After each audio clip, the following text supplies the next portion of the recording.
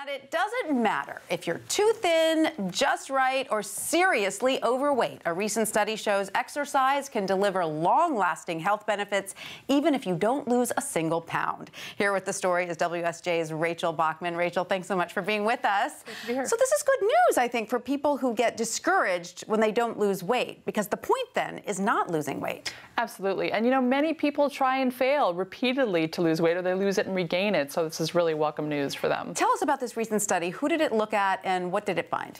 Well, it looked at about 300,000 European men and women over 12 years, so a huge sample size.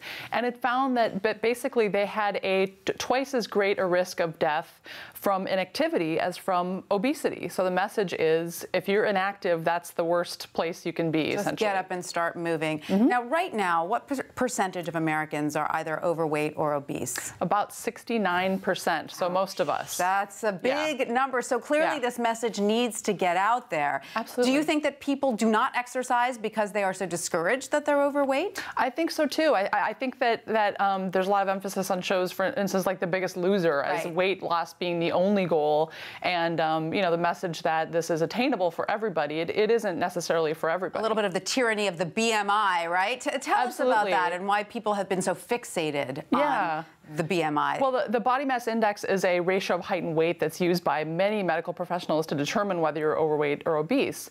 And but some people say it's sort of a one-size-fits-all that doesn't necessarily fit everybody. It depends on your body type, how muscular you are, things like that. Right. And so what are the specific long-term health benefits that exercising can bring?